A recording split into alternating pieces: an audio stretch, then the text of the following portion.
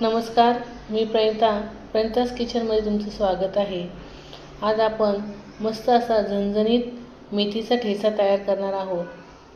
त्याकरता मी बारीक मेथी चिरून घेतलेली आहे, कांदा घेतलेला आहे, लसूण घेतलेला आहे, मिरची, कोथिंबीर आणि शेंगदाणे घेतलेले आहेत। चला तर आपण ठेचा करायला सुरुवात करूया। त्यासाठी सर्वप्रथम तव्यावर 2 चमचे तेल घालून घ्यायचं आहे। तेल गरम झालं की त्यामध्ये आपल्याला हिरव्या मिरच्या घालायच्या आहेत। मिरची आपल्याला जशी तिखट लागते त्याप्रमाणे घ्यायचं आहे, पण ठेचा आहे तर मिरची थोडीशी जास्तच घ्यायची आहे। त्यामध्ये लसूण घालून घ्यायचं आहे आणि तेलामध्ये चांगलं परतून घ्यायचं आहे।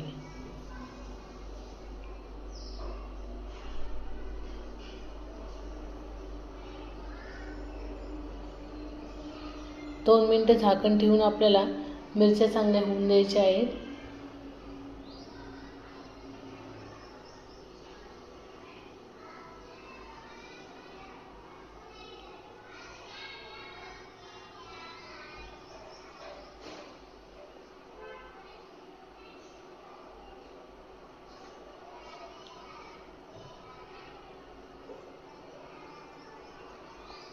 आपल्या मिरच्या झालेल्या आहेत।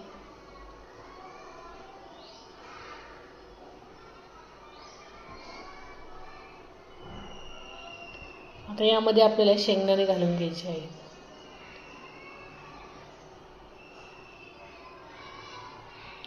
काहीतरी वेगळी रेसिपी आहे, तुम्ही नक्कीच ट्राय करून बघा।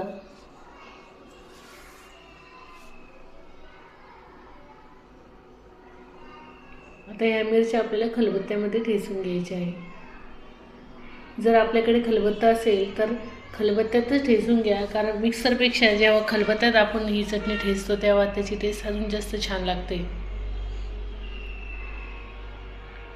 अशा प्रकारे आपल्याला बारीक करून घ्यायचं आहे।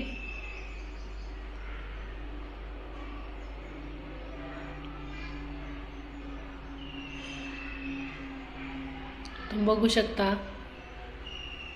आपली चटणी बारीक झालेली आहे।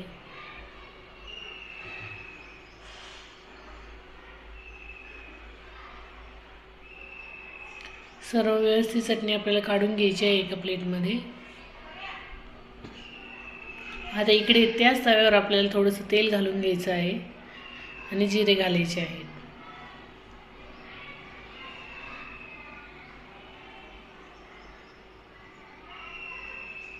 हे आपण बाजरीच्या भाकरीबरोबर, ज्वारीच्या भाकरीबरोबर, पोळीसोबत कशाबरोबरही खाऊ शकतो।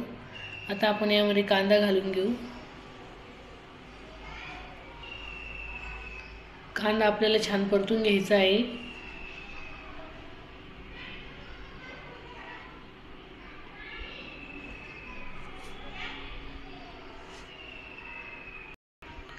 जास्त करून आपण 8 ते 7 बनवायचा आहे, म्हणजे तो एकदम कडक होतो।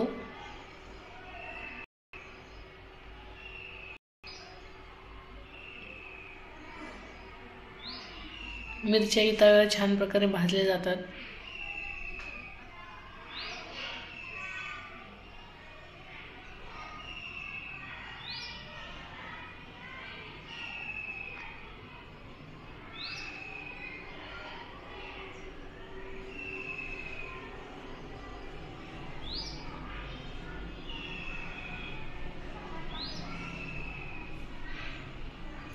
आपला कांदा परतलेला आहे।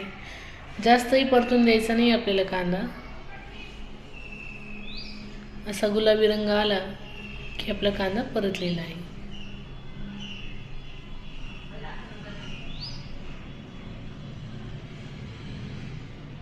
आता यामध्ये आपण ही बारीक चिरलेली मेथी घालून घेऊ।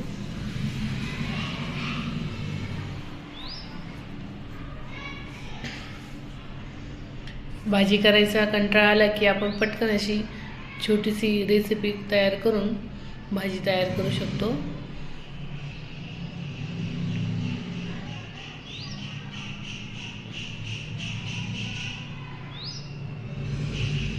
तेलामध्ये चांगली मेथी परतून घ्यायची आहे।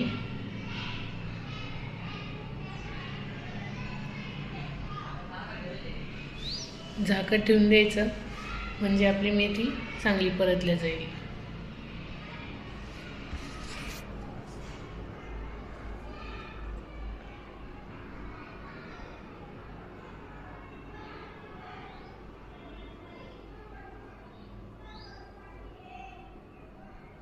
वाट बघायची आहे 2 मिनटं. तोपर्यंत मेथी परतता आहे, तोपर्यंत माझ्या चॅनलला लाईक करा, सबस्क्राईब करा, कमेंट करायला विसरू नका. बघू शकता मेथी चांगली परतलेली आहे.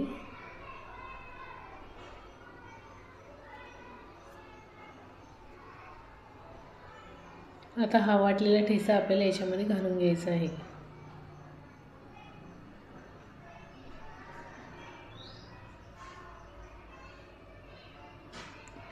आपण ही खलबत्त्यात वाटून घेतलेली आहे चटणी, त्यामुळे आपल्या चटणीला एकदम असा गावरान असा टेस्ट येणार आहे.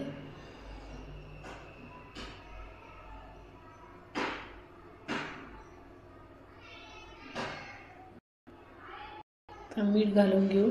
मीठ सगळ्यात शेवटून घालायचं आहे.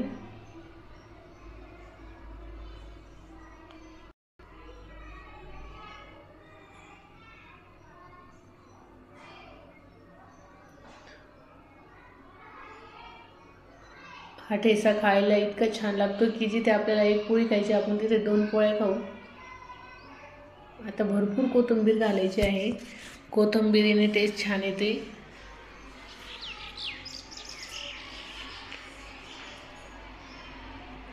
मस्त हिरवागार असा ठेचा आपला तयार झालेला आहे.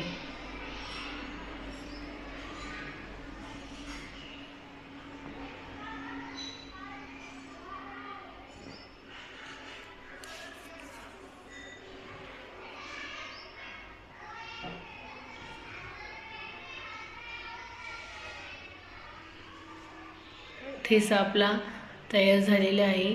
रेसिपी कशी वाटली नक्कीच कमेंट करून सांगा. लाईक करा, शेअर करा, कमेंट्स करायला विसरू नका. मस्त खा, स्वस्त रहा. धन्यवाद.